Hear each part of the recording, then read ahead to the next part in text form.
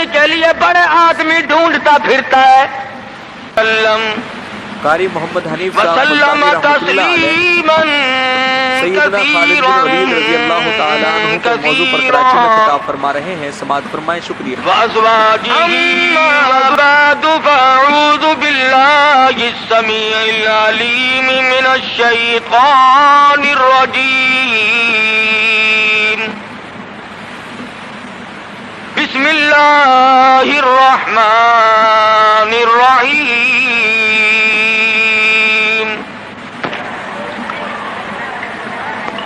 اذا جاء نصر اللہ والفتح ورأيت الناس يدخلون في دين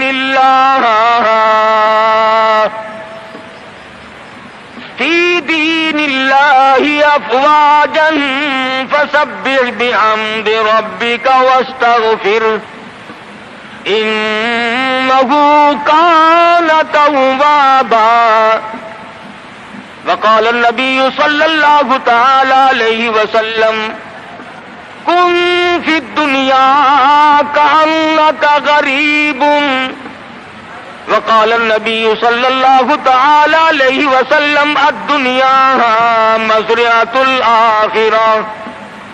وقال النبي صلى الله تعالى عليه وسلم من أحيا سنتي عند فساد أمتي فله أجر 100 شهيد.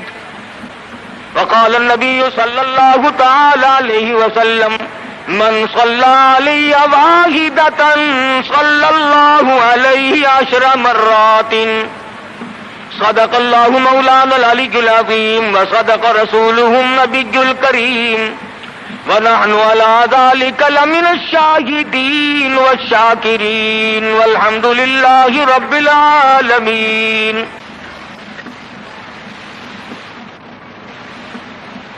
محترم بزرگوں، عزیز دوستوں، حضرت محمد الرسول اللہ صلی اللہ تعالی علیہ وسلم کی تشریف آوری تھی. آپ نے تشریف لا کر دنیا بنی نو انسان کو امن کا پیغام دیا، راست بازی کا سبق پڑھایا، حق و صداقت کا درس دیا، اور انہیں یہ بتلایا کہ میں اللہ تبارک و تعالیٰ کی طرف سے نبی بن کر آیا ہوں تمہاری رہنمائی کے لیے. جن لوگوں کے مقدر اچھے تھے، جن کے نصیب اچھے تھے، انہوں نے موافقت کی، دامن پکڑا، غلامی کی، جانثاری کی، اور دامن پکڑا تو ایسا پکڑا کہ جان کے ٹکڑے تو ہو گئے مگر حضور اکرم صلی اللہ علیہ وسلم کا دامن نہ چھوڑا. مصائب ٹوٹے، طوفان کے پہاڑ بن کر ان کے سامنے آئے، تلخ سے تلخ وادیوں سے ان حضرات کو گزرنا پڑا، مگر کوئی تاریخ میں ثابت نہیں کر سکتا کہ محمد کریم صلی اللہ علیہ وسلم کے کسی دیوانے نے دین کو چھوڑا. امیر تھا یا غریب تھا، مرد تھا یا عورت تھی، کوئی بھی تھا. اور کیوں نہ ہو، جب ان کے سامنے محمد مصطفیٰ صلی اللہ علیہ وسلم دکھ اٹھایا کرتے تھے، صحابہ کرام کی جان نکل جاتی تھی. مکہ مکرمہ ہے، اللہ پاک ہر مسلمان کو زیارت نصیب فرمائے، آمین کہہ دو. مسلمانوں کی تعداد بڑی کم ہے، بہت تھوڑی سی تعداد ہے، کفر زوروں پہ ہے، جہالت نے انگڑائیاں لے رکھی ہیں، اور وہ دار الندوہ میں بیٹھ کر مشورے کرتے ہیں کہ اس نبوت کے مشن کو ختم کیا جائے. قرآن کریم نے ان لوگوں کے مشوروں کو بھی نقل کر دیا، فرمایا وَإِذْ يَمْكُرُ بِكَ الَّذِينَ كفروا ليثبتوك. محمد صلی اللہ علیہ وسلم کو قید کر دو، ان کی تحریک ختم ہو جائے گی، ان کا مشن ختم ہو جائے گا. او یخرجوک، یا انہیں جلا وطن کر دو، دیش نکالا دے دو. او یقتلوک، سرے سے قتل کر ڈالو، نبوت کو دنیا میں سے بے نام و نشان بنا دو. اللہ پاک فرماتے ہیں تم نے بھی تدبیر بنائی، تم نے بھی تجویز کی. وَيَمْكُرُونَ وَيَمْكُرُ اللَّهُ،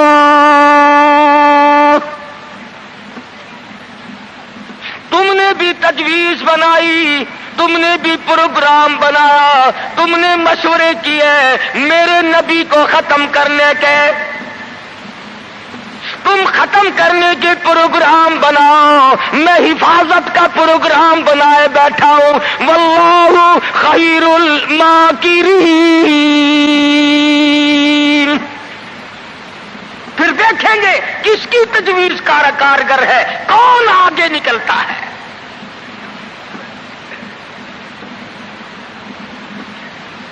یہ مارنے کے درپے ہیں، یہ ختم کرنے کے درپے ہیں، یہ مٹانا چاہتے ہیں. اور اللہ کریم کے سامنے ادھر مدنی کریم صلی اللہ علیہ وسلم ساری رات سجدے فرماتے ہیں. سیدہ عائشہ صدیقہ رضی اللہ تعالیٰ عنہ فرماتی ہیں میں سوئی ہوئی تھی، اچانک میری آنکھ کھلی، آپ کا سر سجدے میں ہے، اتنے رو کر دعائیں کرتے ہیں، اس قدر آہذاری کی، اس قدر عاجزی فرمائی، آپ کا سانس گھٹنے لگا. عائشہ صدیقہ فرماتی ہیں میں کلیجے کو پکڑ کر بیٹھ گئی، کہیں آج میں بیوہ تو نہیں ہو جاؤں گی.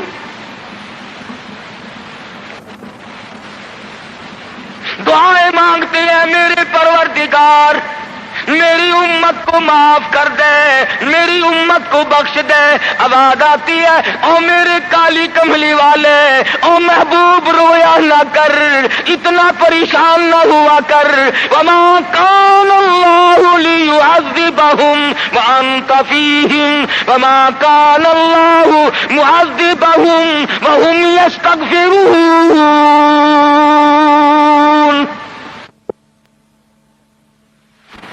میرے محبوب جب تک آپ ان لوگوں میں موجود ہیں میں وعدہ کرتا ہوں ان کو کوئی عذاب نہ دوں گا،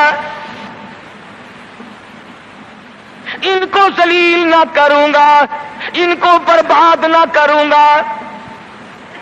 اور میرے پروردگار موت تو برحق ہے، موت تو سب کی آئے گی. میں تو یہ وعدہ چاہتا ہوں میرے بعد کی آنے والی، میں جب پردہ کر جاؤں، جب میں رخصت ہو جاؤں، میرے بعد میں جو امت بچے اس کو بھی عذاب نہ دے. آواز آئی محبوب تیرے آنسو مجھ سے دیکھے نہیں جاتے. وما کان اللہ معذبہم وہم یستغفرون. جو استغفار کرنے والے لوگ ہوں گے، جو مجھے منانے والے لوگ ہوں گے، جو معافی طلب کرنے والے لوگ ہوں گے، میرے محبوب میرا تجھ سے وعدہ ہے، مجھے اپنی کبریائی کی قسم میں انہیں بھی برباد نہیں کروں گا. امت کے لیے رات دن دعائیں مانگی، رو کر دعائیں مانگی. حضرت ابو ہریرہ رضی اللہ تعالیٰ عنہ فرماتے ہیں مدنی کریم صلی اللہ علیہ وسلم قرآن کی تلاوت فرمایا کرتے تھے، جب عذاب کی آیت آتی اتنا سانس پھول جاتا، اس قدر گھبراہٹ آ جاتی، مجھے یوں آواز آتی جیسے ہنڈیاں کھول رہی ہو. نبی ساری رات روئے، نبی کے قدموں پہ ورم آ گئے، ساری رات قرآن کی تلاوت کی. امت کی رات فلم میں گزرتی ہے، امت کی رات ٹیلی ویژن پہ گزرتی ہے، امت کی رات بدماشی میں کٹ رہی ہے، امت کی رات بدکاری میں کٹ رہی ہے. سفید داڑھی ہو گئی، قبر کی تیاری ہے، آج تک یہ نہ سوچا ثم لم یتوبوا فلہم عذاب ولہم عذاب الحریق، جلا دینے والا عذاب تباہ کر دے گا۔ کون اس سیرت کو پڑھے؟ قرآن جو سیرت بیان کرتا ہے، کوئی کیا سیرت بیان کرے گا؟ صحابہ اکرام نے جن کی آنکھوں نے حضور کا حال دیکھا، تم نے کبھی اپنے نبی کا لباس نہ پوچھا، بٹن کی جگہ میرے آقا کے کرتے مبارک میں کانٹے چبھے ہوئے ہیں، آرام فرماتے ہیں گلے میں کرتا نہیں ہے۔ صحابی نے سوچا مجھ سے زیادہ کسی کو بھوک نہ ہوگی، پیغمبر کے سامنے جا کر کرتا اٹھا دیا، یا رسول اللہ ذرا دیکھو میرا کیا حال ہے، سیدھا نہیں ہو سکتا ہوں، پیٹ پہ پتھر باندھ رکھا ہے۔ رحمت والے ہاتھوں سے کرتا اٹھایا اور صحابہ کی آنکھوں نے دیکھا ایک کے بجائے 2 پتھر بندھے ہوئے۔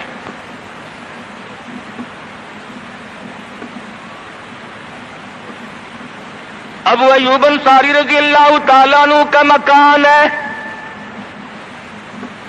اللہ اللہ، ہجرت فرما کر مدینہ طیبہ میں تشریف لائے۔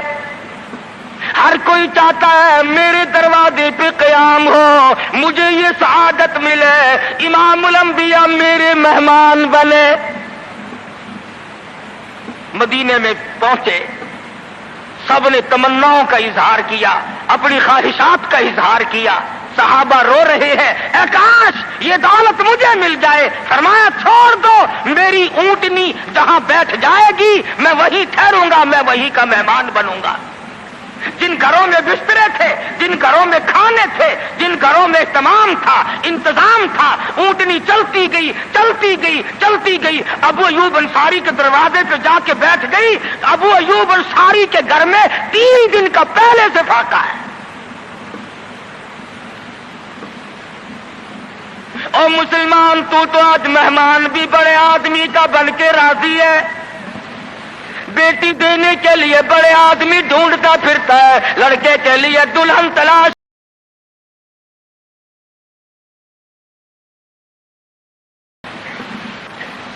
رشتے ناتوں کے لیے بڑے بڑے تلاش کرتا ہے، ہر مقام پہ تیری پڑوں پہ نظر ہے، تو غریب پہ نظر ڈالنا چھوڑ گیا۔ مدنی کریم صلی اللہ تعالی علیہ وسلم کا مدینے میں قیام ہے، اللہ کے حکم سے قیام ہے۔ اللہ میاں نے ٹھہرایا، ابو ایوب انصاری کے مہمان بنایا، جس گھر میں 3 دن کا پہلے سے فاقہ موجود ہے۔ عرض کرنے لگا میرے آقا آپ اوپر قیام فرمائیں گے یا نیچے قیام فرمائیں گے؟ فرمایا ہمیں آنے جانے میں تکلیف ہوگی، ہم اوپر نہیں جاتے، ہم نیچے رہیں گے، بال بچوں کو اوپر لے جاؤ۔ نبی ابو ایوب انصاری رضی اللہ تعالی عنہ کے بال بچوں سے اعتراض فرماتے ہیں اوپر چلے جاؤ، ہم نیچے ٹھہریں گے تاکہ پردہ کرانے میں بار بار ہمیں تکلیف نہ اٹھانی پڑے۔ اور نبی اپنے امتی کی بیوی کی عزت کو، آبرو کو کتنا عزیز رکھتا ہے، اور آج مسلمان جو ہے وہ سڑکوں پہ گھسیٹے پھرتا ہے۔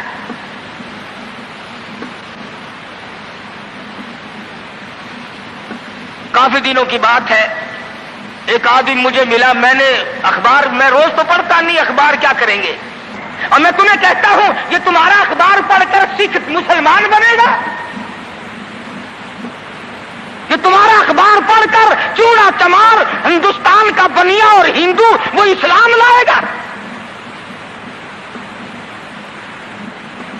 میں ابھی 80 میں جب ہندوستان گیا، پٹیالے شہر میں ظہر کی نماز جب میں پڑھ کے نکلنے لگا، ایک عورت نے میرا یہاں سے ہاتھ پکڑا اور کہنے لگی مولوی تو پاکستان سے آیا؟ میں نے کہا ہاں بہن پاکستان سے آیا ہوں۔ رو پڑی اور کہنے لگی وہ محمد ابن قاسم کب آئے گا؟ تم سارے مر گئے، سید کی بیٹی ہو، سکھ کے گھر میں 34 برس ہو گئے خنزیر کھاتے ہوئے، اور کب چھڑاؤ گے؟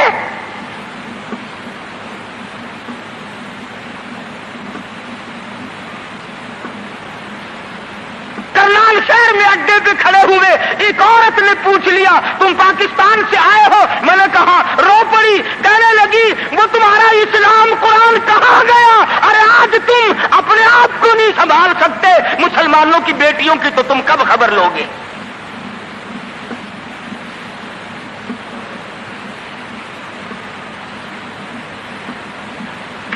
مدنی کریم صلی اللہ تعالی علیہ وسلم فرماتے ہیں ہم نیچے قیام کریں گے، تم اوپر چلے جاؤ۔ ابو ایوب انصاری اوپر تشریف لے گئے، دل میں خیال آیا نبی کا حکم ملا، میں اوپر آ گیا، ادب کے خلاف ہے میں اوپر بیٹھوں، میرے آقا نیچے ہے۔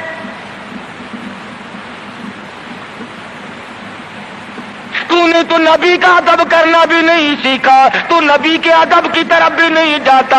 ابو ایوب انصاری سے جا کے پوچھ لے، کوٹھے پہ بیٹھنے کے لیے تیار نہیں، کھڑا ہوا سوچ رہا ہے شش و پنج میں ہے، نیچے جاتا ہوں نبی کے حکم کے خلاف ہو جائے گا، اوپر بیٹھتا ہوں بے ادبی ہو جائے گی۔ علماء نے لکھا ہے ابو ایوب انصاری نے مدینے میں ساری رات منیرے پہ لٹک کے گزار دی۔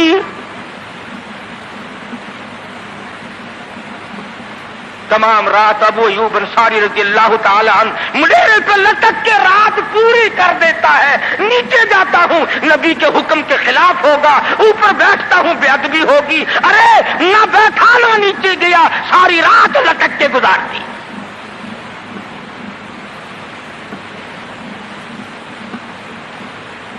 آج ہم سوچنے پر مجبور ہیں کہ آخر ہم بے ادبوں کے ساتھ ہوگا کیا،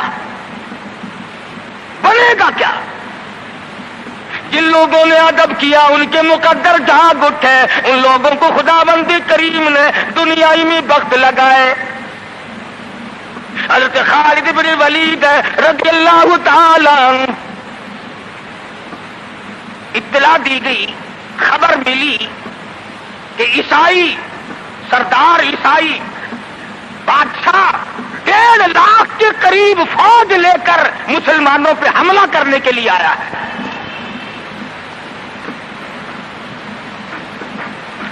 حضرت خالد بن ولید رضی اللہ تعالی عنہ کو 50-60 آدمی دیے، جاؤ بادشاہ کی فوج کا اندازہ لگا کے آؤ، تخمینہ لگا کے آؤ، اسلحہ دیکھ کے آؤ، ان کی تعداد کا اندازہ لگاؤ وہ کتنے ہیں۔ حضرت خالد بن ولید رضی اللہ تعالی عنہ چند صحابہ کرام کو ساتھ لے کر کے پہنچے۔ عیسائی بادشاہ کو پتہ چلا، اس نے حضرت خالد بن ولید رضی اللہ تعالی عنہ کو بلایا اور کہنے لگا کہ دیکھو جنگ اچھی چیز نہیں ہے، ہم سے صلح کر لو، ہم سے صلح کر لو۔ حضرت خالد فرمانے لگے صلح میں دیر کیا ہے، قول لا الہ الا اللہ محمد الرسول اللہ صلی اللہ علیہ وسلم، کلمہ پڑھ، مسلمان بن جا، میرا بھائی بن جا، جنت کا حقدار بن جا، میرے نبی کا غلام بن جا، اللہ کی توحید کا ماننے والا بن جا، ابھی تمام باتوں میں صلح ہو جائے گی۔ وہ کہنے لگا بڑا جلدی کلمہ پڑھا ہے، جیسے میں اکیلا بیٹھا ہوں، تو نے میری فوج دیکھی ہے؟ 1.5-2 لاکھ فوج لے کے آیا ہوں، کھا جائے گی میری فوج تمہیں۔ کلمے پڑھا رہا ہے۔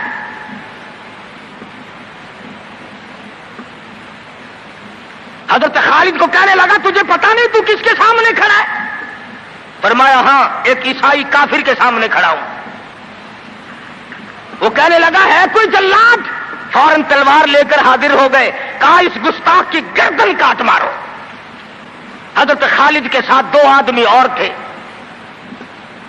انہوں نے یہ نہیں کہا ہے جی اجی ہم تو یوں ہی بات کر رہے تھے جی، اجی آپ برہم ہو گئے، اجی حضور آپ ناراض ہو گئے۔ حضرت خالد نے یہ نہیں فرمایا کہ باہر والوں کو اطلاع کر دو، وہ 50-60 آدمی تو ہمارے ساتھ مل جائے۔ 2 ساتھیوں کو فرمایا اب ایک دوسرے کی طرف مت دیکھنا، تلوار نکال لو، انشاءاللہ حوض کوثر پہ ملاقات ہوگی۔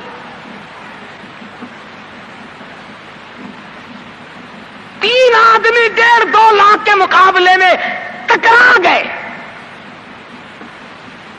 یہ نہ سوچا کہ ہوگا کیا۔ حضرت خالد بن ولید رضی اللہ تعالیٰ عنہ اور 2 ساتھی اور تمام کافروں کی فوج میں گھر گئے. جنگ شروع ہو گئی.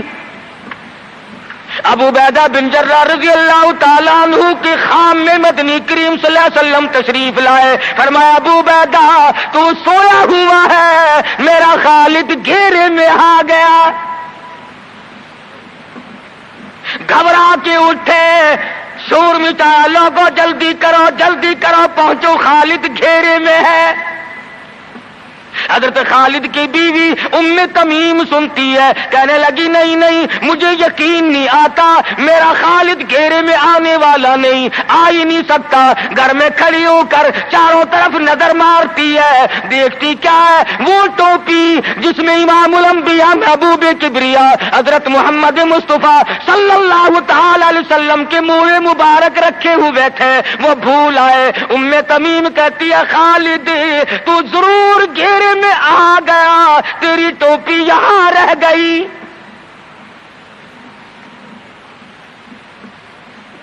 ام تمیم نے ٹوپی لے کر کے شور نہیں مچایا, کپڑے نہیں پھاڑے, چہرہ نہیں نوچا, ابو عبیدہ کے پاس نہیں آئی, بغل میں ٹوپی دبائی, برقع اوڑھا, گھوڑے پہ سوار ہوئی, تلوار لے کر گھوڑے کو سرپٹ چھوڑ دیا.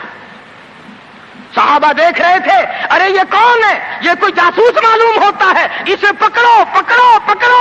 صحابہ نے گھوڑے دوڑائے, گھیرے میں لے لیا, پوچھا برقع پوش تو کون ہے, کہنے لگی نہ چھیڑو, خالد کی بیوی ام تمیم ہوں. تو کہاں چلی ہے, کہنے لگی میرا خالد گھیرے میں آ گیا, ٹوپی گھر پہ بھول گیا, وہ پہنچانے چلی ہوں, ہمیں دے دے ہم پہنچا دیں گے, تو عورت ذات ہے. کہنے لگی خالد کی جو قدر میں جانوں تم نہیں جانتے, جان دے دوں گی مگر ٹوپی کسی کو نہ دوں گی. نکل پڑی, آ کے دیکھا تلواریں چل رہی ہیں, گاجر مولی کی طرح آدمی کٹ رہے ہیں, حضرت خالد بن ولید بیچ میں ہے. ام تمیم نے تلوار نکال کر چلانی شروع کر دی, گاجر کی طرح لوگوں کو کاٹ مارا. خود حضرت خالد کہتے ہیں او میرے ساتھیوں, اس نوجوان کو پہچانو, اس برقع پوش کو پہچانو, اس نقاب پوش کو پہچانو, یہ کون ہے. جب سامنے گئی, نقاب اٹھا کے کہنے لگی خالد تیری بیوی ام تمیم ہوں, یہ ٹوپی بھول آئے ہو, پہنچانے آئی ہوں. اور کراچی کے مسلمانوں, تم نے کبھی سوچا نہیں خالد کے سر پہ نبی کی ٹوپی نہیں, جس میں نبی کے بال رکھے ہوئے تھے, وہ گھیرے میں آ گئے. آج تیرے پاس قرآن نہیں, تو گھیرے میں ہے. وہ ٹوپی گھر پہ بھول آیا تھا, تو قرآن کو مسجد میں قید کر کے آیا, آج تو کفر کے لرزے میں پھنسا ہوا ہے, تو گھیرے میں ہے, تجھے کوئی نہیں نکال سکتا اللہ کے قرآن کے سوا. تم کتنی عسکری طاقت بڑھاؤ, تم تعداد بڑھا لو, تم چھوٹے بڑے زور لگاؤ, کتنی تم کوشش کرو, خدا کی قسم جب تک تم اللہ کا قرآن لے کر کے نہیں بیٹھتے اس وقت تک تمہارا گھیرا نہیں ٹوٹ سکتا. تم نے اللہ کے قرآن کو مسجد میں قید کر دیا.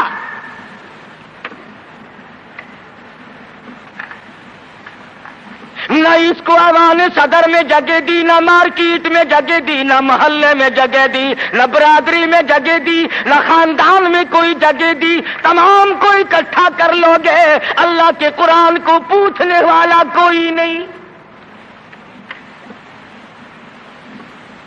کون پوچھے؟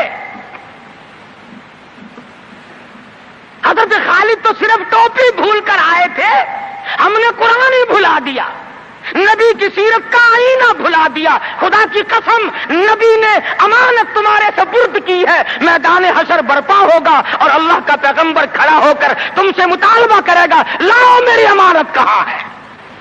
کچھ لوگ کہیں گے اور جی ہم تو عشق کی وجہ سے ایسا کر بیٹھتے ہیں, محبت میں ہمیں پتہ ہی نہیں چلا قرآن کہاں رہ گیا,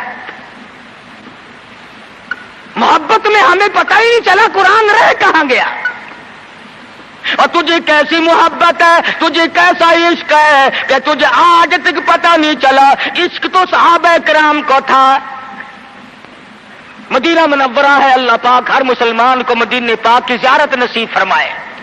خدا کی قسم، مدینے کی ہوا میں جو خوشبو ہے تمہاری، وہ کستوری میں نہیں ہو سکتی، وہ مشک میں نہیں ہو سکتی، وہ عنبر میں نہیں ہو سکتی، وہ زعفران میں نہیں ہو سکتی۔ ارے مدینے کی ہوا میں جو خوشبو ہے، جو گنبد خضرا سے ٹکرا کر آتی ہے، اس ہوا میں خوشبو بھی نرالی ہے۔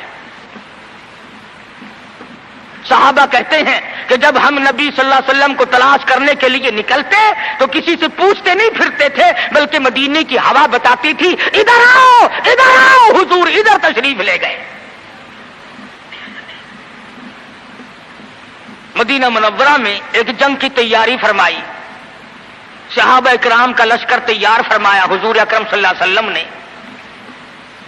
جمعے کا دن ہے، صبح کا وقت ہے، لشکر کو ساتھ لے کر کے تشریف لے گئے، 2-3 میل تک رخصت فرمانے کے لیے گئے، دعا کر کے واپس آ گئے، اللہ تمہیں کامیاب فرمائے۔ صحابی ہے حضور اکرم، سب کہہ دو صلی اللہ علیہ وسلم کا۔ آؤ عشق کی بات تمہیں بتاؤں۔ حضور اکرم صلی اللہ علیہ وسلم نے روانگی کے وقت فرما دیا، توجہ کرنا، لشکر کو رخصت کرتے وقت فرما دیا، او میرے دیوانوں او پروانوں او میرے جانثاروں بات سنو، پہلے جھنڈا جعفر طیار رضی اللہ تعالیٰ عنہ کے ہاتھ میں دینا، پھر جھنڈا عبداللہ ابن روا کے ہاتھ میں دینا، پھر جھنڈا اسامہ بن زید کے ہاتھ میں دینا۔ حضور کے کلام کی مراد کو اگر صحابہ نہیں جانتے تو کون جانتا ہے؟ سمجھ گئے صحابہ کہ جعفر طیار شہید ہوں گے، یہ جو حضور نے فرمایا پھر اس کو دینا پھر اس کو دینا، حضور صلی اللہ علیہ وسلم کے کلام کی، فرمان کی، ارشاد کی مراد اور منشا غرض و غائب صحابہ سمجھ گئے کہ جعفر طیار شہید ہوں گے، اور پھر عبداللہ بن روا بھی شہید ہوں گے، اور اسامہ بن زید بچ کے آئیں گے۔ صحابہ کا تجربہ تھا حضور کے کلام کو سمجھنے کے لیے۔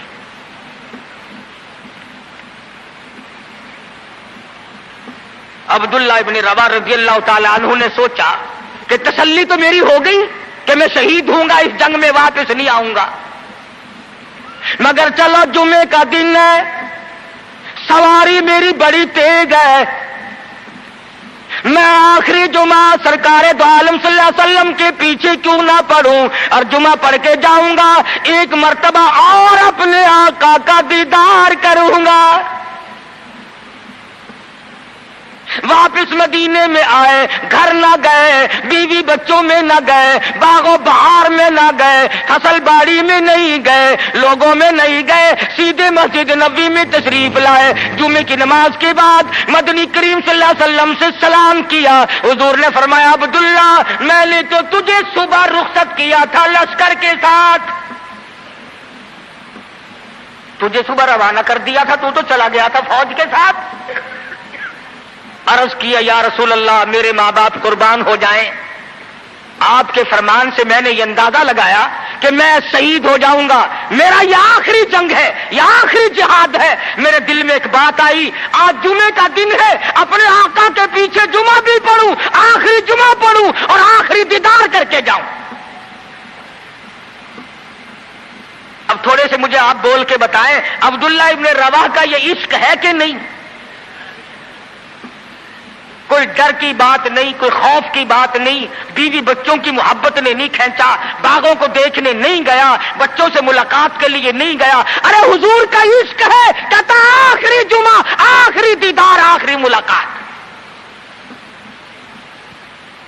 اور عرض کیا میرے آقا میں اپنے ساتھیوں کو جا ملوں گا، میری سواری بڑی تیز ہے۔ امام الانبیاء محبوب کبریا حضرت محمد مصطفیٰ صلی اللہ علیہ وسلم کا چہرے انور سرخ ہو گیا، فرمایا عبداللہ تو ساتھیوں کو نہیں مل سکتا، نہیں مل سکتا، جب تیرے ساتھی جنت میں جائیں گے 500 سال بعد میں بہشت میں جا سکے گا۔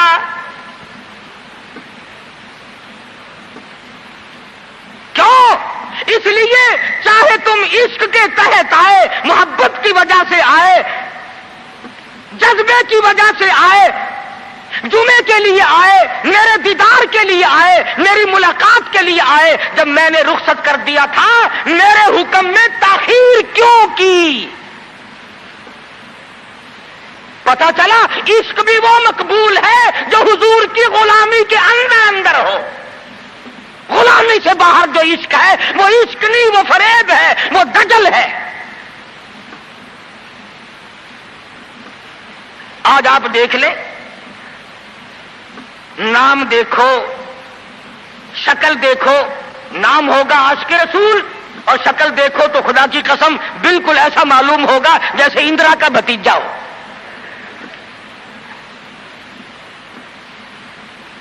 پہچان نہیں سکے گا آدمی۔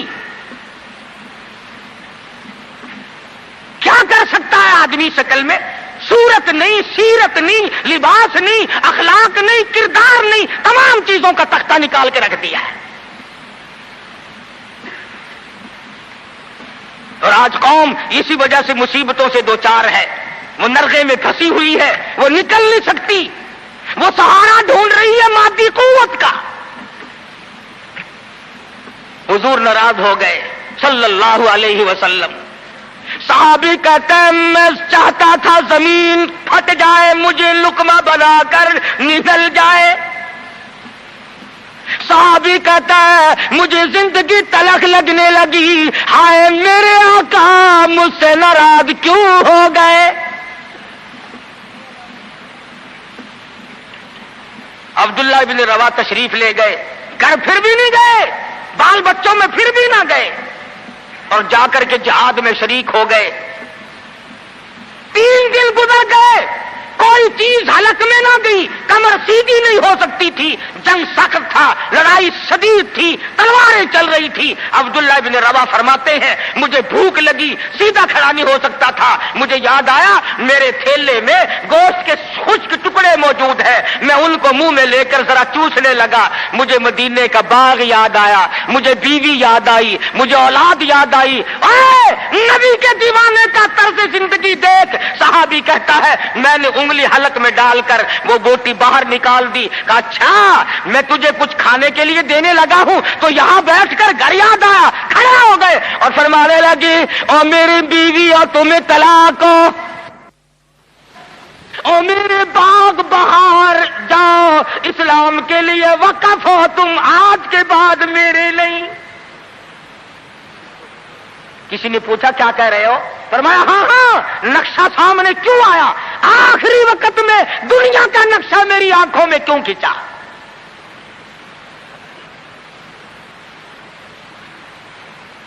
صحابی نے اپنے دل میں تصور بھی لانا اچھا نہ سمجھا، میری عاقبت خراب نہ ہو جائے، میری آخرت نہ بگڑ جائے۔ عبداللہ بن روا تلوار لے کر کھڑے ہو گئے۔ کسی نے لکھا 3 دن کا، بعض نے لکھا 5 دن کا بھوکا صحابی ٹکڑے ہو گیا۔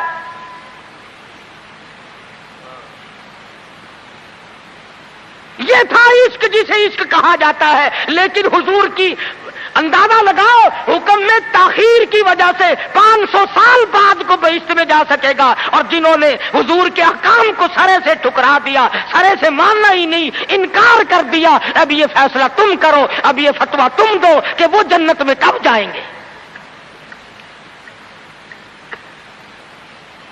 امام الانبیاء محبوب کبریا حضرت محمد مصطفیٰ صلی اللہ تعالی علیہ وسلم کے دیوانوں نے حد کر دی، پروانوں نے حد کر دی، جس صورت سے بھی ان کو لگایا گیا اسی صورت سے وہ آگے بڑھتے رہے۔ فاروق اعظم کی حکومت ہے، سب کہہ دو رضی اللہ تعالی عنہ۔ مصر کے علاقے میں کافروں نے ایک سازش بنائی، لڑکیوں کو ہار و سنگار کر کے کوٹھے پہ کھڑا کر دیا۔ پروگرام مسلمانوں کو پہلے معلوم ہو گیا کہ مسلمان فوج کے کلچر کو تباہ کرنا چاہتے ہیں، مسلمان کے اخلاق و کردار کو برباد کرنا چاہتے ہیں۔ فاروق اعظم کو خط لکھا، اور راستہ کوئی نہیں فوج کے گزرنے کا، ایک ہی راستہ ہے، اور اس راستے کو خراب کر دیا گیا، اس راستے میں کانٹے بچھا دیے گئے، حسن کی دولت بکھیر دی گئی تاکہ مسلمانوں کا دل خراب ہو۔ ارے یہ کافر کا بھی عقیدہ ہے کہ اگر مسلمان کا پاؤں پھسل گیا پھر یہ جہنم سے ارے نہیں ٹھہرتا۔ فاروق اعظم رضی اللہ تعالیٰ عنہ نے خط کا جواب دیا اور صاف صاف لکھ دیا کوئی پریشانی کی بات نہیں، ساری فوج کو اکٹھا کر کے قرآن کی آیت سنا دو، ساری فوج کو اکٹھا کر کے قرآن سناؤ۔ چنانچہ کمانڈر نے، سپہ سالار نے فوج کو اکٹھا کیا اور قرآن کریم سنا دیا وَقُلْ لِلْمُؤْمِنِينَ يَغُضُّوا مِنْ أَبْصَارِكُمْ وَيَحْفَظُوا فُرُوجَكُمْ ذَلِكُمْ أَزْكَىٰ لَكُمْ إِنَّ اللَّهَ خَبِيرٌ بِمَا يَصْنَعُونَ۔ مسلمانوں، اپنی نظروں کی حفاظت کرو، اپنی ایمان کی حفاظت کرو۔ اگر تم کنکھی آنکھوں سے بھی دیکھو گے خدا تمہاری ساتھ ہے، وہ تمہاری تمام حرکتوں کو دیکھتا ہے۔ بس ایک قرآن کی آیت سنائی سبینہ نہیں ہوا تھا، سارا قرآن نہیں سنایا، ایک آیت سنائی ہے مسلمان فوج کو اور پھر حکم دیا گزرو اسی علاقے سے جہاں یہ تمام سازش کی گئی ہے۔ صحابہ گزر رہے ہیں، تابعین مسلمان گزر رہے ہیں، تالیاں بجتی ہیں، ڈانس ہوتا ہے، جھنکار ہے، گانا بجانا ہے، تمام مسلمان گزر گئے۔ لڑکیاں کہنے لگی آئے اور جانے والوں تم سارے اندھے تو نہیں، اس حسن کو کوئی تو دیکھو، سر اٹھاتے نہیں۔ ایک مسلمان سپاہی گزرتا گزرتا کہنے لگا کوئی کیسے دیکھے گا، سارے کے سارے اللہ کا قرآن سن کے آئے ہیں، سارے قرآن پاک سن کے آئے ہیں، یہ دیکھیں گے کیسے؟ لڑکیاں کہنے لگی وہ قرآن کیسا ہے، اس میں کتنی قوت ہے، اس میں کتنی طاقت ہے، اس میں کتنی استعداد ہے، اس میں کتنی پاور ہے جو ایسے حسن کے نظارے سے روک دے، جو ایسا حسن نہ دیکھنے دے۔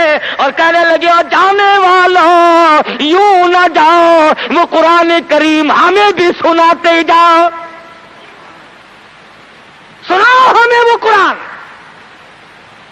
ایک مسلمان سپاہی چلتا بھی جاتا ہے، قرآن بھی پڑھتا جاتا ہے، تاریخ شاہد ہے، عیسائیوں کی بیٹیاں تھی، یہودیوں کی لڑکیاں تھی، کافروں کی بیٹیاں تھی، ارے تڑپ ہو تو تڑپ کر نیچے چھلانگ لگائی، اور جانے والوں چھوڑ کے نہ جاؤ، ہمیں بھی یہ قرآن سناؤ اور ہمیں بھی اللہ کے بندے بناؤ۔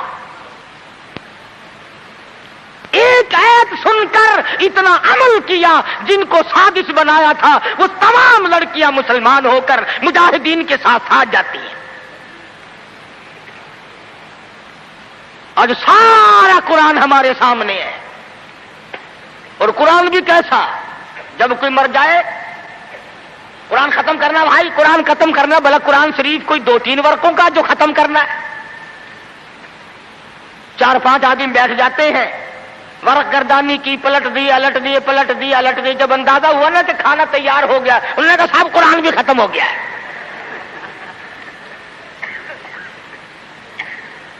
ہمارے یہاں ایک مولانا ہے، لوگ ان کو بہت کہتے ہیں کہ قرآن ختم کرو۔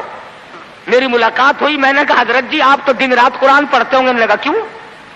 ہم نے کہا سارے لوگ آپ کے پاس آتے ہیں، دادی مر گئی قرآن پڑھنا، ماسی مر گئی قرآن پڑھنا، پھوپھی فوت ہو گئی قرآن پڑھنا۔ کہنے لگے میں ان کی بات کا نوکر ہوں، 3 دفعہ کل پڑھتا ہوں۔ بڑی بات کی اس نے کہ دکان یہ سنبھالے، مکان یہ سنبھالے، کار ان کی، بینک بیلنس ان کا، تمام چیزیں ان کی، ساری رات بیٹھ کر قرآن میں پڑھوں کیوں؟ ہر کوئی اپنی کمائی میں لگا ہوا ہے۔ جو لوگ ملتان جاتے ہیں انہیں پتا ہے کہ چوک بازار ملتان کا سب سے بڑا بازار ہے۔ ایک روز گزرتے گزرتے ایک آدمی آیا اور بڑے مرے دل سے السلام علیکم، میں نے کہا جی وعلیکم السلام، حضور میرے لیے بھی کوئی دعا کرو، کاروبار بالکل نہیں رہا، ٹھنڈا کاروبار ہے۔ وہ شکر ہے میں نے پوچھ لیا، ورنہ مولویوں کی تو عادت ہوتی ہے اللہ برکت دے جی اللہ برکت دے، اور میں نے پوچھ لیا تیرا کاروبار کیا ہے؟ کہنے لگا کفن بیچتا ہوں۔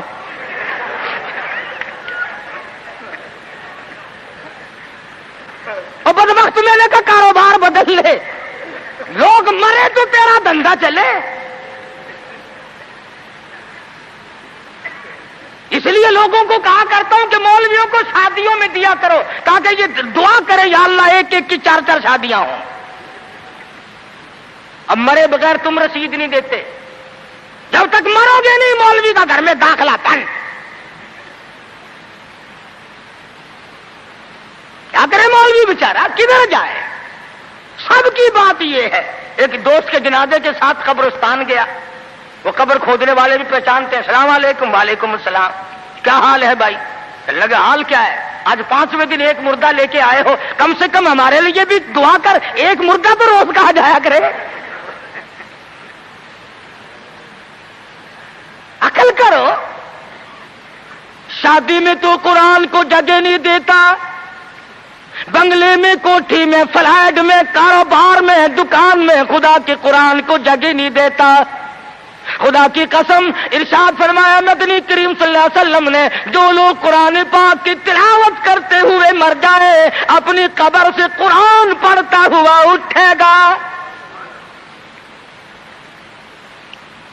اس کے منہ سے کستوری کی خوشبو آ رہی ہوگی۔ اہل محشر کہیں گے الہی یہ کون لوگ ہیں؟ قیامت کا دن ہے، سخت دن ہے، بڑی پریشانی کا دن ہے، لوگ اپنے پسینوں میں غرق ہیں، اس کے یہاں سے خوشبو آ رہی ہے، یہ کون ہے؟ جواب ملے گا تو گالی بکتا مرا تھا، تو گانے گاتا ہوا مرا، تو گیت سنتے ہوئے مرا، تیرے دماغ میں کنجری بسی ہوئی تھی، تیرے دل میں بدماش عورت بسی ہوئی تھی جب تو مرا، اور یہ وہ ہے جب موت آئی تو میرا قرآن پڑھ رہا تھا۔ آج بھی قرآن پڑھتا ہوا اٹھا ہے، اس لیے اس کے منہ سے برکت، قرآن کی برکت سے خوشبو آتی ہے۔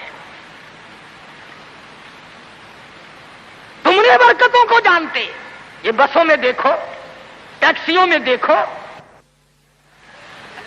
عقیدہ دیکھ، ایڈی تصویر لٹکی ہوئی ہے، یہ کس کی ہے؟ فلانے بابا کی ہے، شیمن شریف والے بابا کی ہے، پاک پٹن والے، اور یہ بابے تھے یا بابن تھی، یہ عورتیں تھوڑی ہی تھی۔ کچھ تو عقل کر، اللہ والوں کی توہین کرتے ہو۔ تیری موٹر کو، کار کو، ویگن کو، بس کو یہ بابا بچائے گا، خدا نہیں بچا سکتا، اسی لیے دھکے کھا رہے ہو کہ تمہارا خدا ریٹائر ہو گیا۔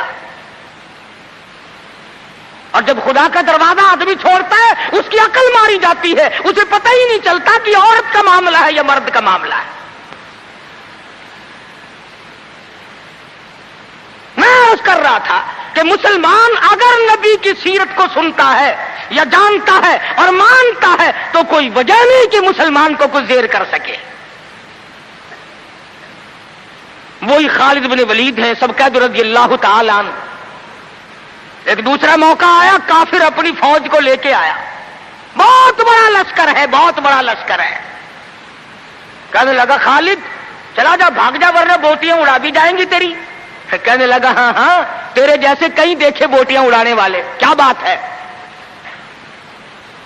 اس نے کہا خالد میں وہ زہر لے کے آیا ہوں کہ اگر تلوار بجھا کر کے مار دی تو ٹکڑے ٹکڑے ہو جائے گا، بھسم ہو جائے گا، جل کر خاک ہو جائے گا۔ فرمایا کوئی بات نہیں، وہ زہر مجھے دکھا۔ وہ کافر نے، عیسائی سردار نے وہ شیشی نکال کر حضرت خالد کے حوالے کر دی۔ حضرت خالد نے اللہ کا نام لیا اور لے کر اتنا سخت قسم کا زہر جس میں نامعلوم کیا کیا چیز ڈالی ہوئی تھی، 2 قطرے زمین پہ ٹپکائے، زمین میں آگ لگ اٹھی، زمین میں آگ لگ گئی۔ خالد کا ایمان دیکھو، نبی کے دیوانے کا ایمان دیکھو، اور نبی کا صحابی ہے، نبی کا جانثار ہے، نبی کا غلام ہے۔ ہاتھ سے شیشی لی اور بسم اللہ کر کے تمام شیشی کو پی کر خالد سامنے کھڑے ہیں، فرمانے لگے دیکھ تیرے سامنے آرام سے کھڑا ہوں۔ کہنے لگا کہ تم تو کچھ بھی نہیں، تمہیں تو یہ زہر کچھ نہیں کہتا، تم کیا کھاتے ہو، تم کیا پیتے ہو، تمہارا کیا مطلب ہے، اور جاؤ اپنے خیمے میں تمہارے پاس آؤں گا۔ عیسائی سردار گیا، خالد کو کہنے لگا وہ کشتہ کھلا، وہ دوا پلا، جس کو زہر کچھ نہ کہے، تلواریں نہ ڈرائیں، تیر نہ ڈرائیں، مرنے سے نہ ڈرے۔ فرمایا غسل کر، غسل کیا، فرمایا پڑھ لا الہ الا اللہ محمد الرسول اللہ صلی اللہ علیہ وسلم، کلمہ پڑھایا۔ عیسائی کلمہ پڑھ کے کہنے لگا خدا کی قسم अब वही जज्बा, वही हिम्मत, वो कुव्वत मेरे अंदर आ गई। तुम ठहरो, अब इस सारी फौज से मैं अकेला टकराऊंगा। चुनाचे वो टकरा गया और शहीद हो गया। तो ऐसी सूरत में जबकि अकायद का मैदान हमारा ये हो और अमल का मैदान हमारा ये हो और किरदार की सूरत ये हो, तो बात कैसे बने? अल्लाह मियां जानता था कि नबी की आमद की खुशी में नामालूम नाचेंगे, डांस करेंगे, ढोल बजाएंगे, क्या क्या खुराफात करेंगे। अल्लाह मियां ने उसी दिन में हुजूर की वफात रख दी। फरमाया अगर खुशी आए उछलो मत, गम आए तो तबाह ना हो जाओ। वही दिन खुशी का और वही दिन गमी का। तुझे गम का क्या पता? तेरा बेटा मर जाए तुझे गम का पता, तेरी बेगम मर जाए तुझे गम का पता, तेरा जवान करियल भाई मर जाए तुझे गम का पता। तूने माँ का सदमा देखा होगा, तुमने माँ बाप का सदमा देखा होगा, तुमने बेटे की मौत का सदमा देखा होगा। खुदा की कसम जाओ बिलाल से जाके पूछो जब हुजूर रुखसत हुए तेरा क्या हाल बना था। तू क्या जाने कि सहाबा किराम पे उस दिन क्या बीती। हज्जतुल विदा के जमाने से लेकर 12 रबीउल अव्वल तक मोहम्मद मदनी सल्लल्लाहु अलैहि वसल्लम बीमार रहे। अगर इतने दिनों आज कोई बीमार पड़ जाए, मौलवियों से मौत की दुआ कराने लोग मस्जिदों में पहुंच जाते हैं, अजी जरा दुआ कर देना, या इधर हो या इधर हो। बल्कि वो एक बात सुनी थी कि एक आदमी का वालिद बीमार था, उसका बेटा मुर्दा नुहाने वाले के पास गया। उसने कहा जरा चलो अब्बा जी को गुस्ल देना है। कि भाई कब फौत हुआ? उन्होंने कहा आप जाएंगे, पानी गर्म करेंगे, कफन तैयार करेंगे, इंशाअल्लाह इतना मरीज आएंगे और क्या है। पेश की तैयारी होती है। ये सहाबा थे जिन्होंने जान के कीमे बनवा करके हुजूर अकरम सल्लल्लाहु अलैहि वसल्लम का दीदार किया था। इनकी नजरों के सामने इनके बच्चों को नेजों की नोक में लटका कर तड़पा कर मारा गया, मगर किसी सहाबी ने ईमान का दामन न छोड़ा। आखिरी वक्त है मर्जुल मौत, अज़वाजे मुतहरात रज़ियल्लाहु ताला अन्हुन अजमाइन को जमा फरमाया। फरमाया ऐ उम्मे हबीबा, ऐसे नबी, ऐ हफ्सा, तमाम के तमाम बखुशी इजाजत दो मैं अपनी बीमारी के दिल ऐसा सिद्दीका के हुजरे में गुजार लूं। वो किस तरीके से इजाजत मांगते हैं। हमारे यहां तो सारी जिंदगी इजाजत का सवाल ही पैदा नहीं होता। गोया बीमारी के दिन भी गुजारने थे और ऐसा सिद्दीका के हुजरे को कयामत तक के लिए बहुत बड़ा मकाम देना था। बुनियाद पड़ रही है गुंबद खिदरा की। सैयदा आयशा सिद्दीका रज़ियल्लाहु ताला अन्हा फरमाती हैं, आखिरी वक्त था, पसीने आए, घबराहट तारी हुई। फरमाया मेरी आयशा ठंडे पानी का प्याला ले आ, मैं समझी पानी पिएंगे, मेरे महबूब को प्यास लगी होगी, मेरे महबूब को गर्मी लगी होगी। मैं पानी का प्याला लेकर हाज़िर खिदमत हुई, इशारा करके फरमाया यहाँ रख दे। मैंने रख दिया। रहमत वाला हाथ पानी में भिगो कर अपने मुंह पे छींटे मारने शुरू फरमा दिए। आयशा सिद्दीका फरमाती है मेरा जिगर फटने लगा और मेरे महबूब क्या बोली, ये घबराहट कैसी, ये परेशानी कैसी। फरमाया मेरी आयशा तू नहीं जानती मौत कितनी घबराहट वाली है।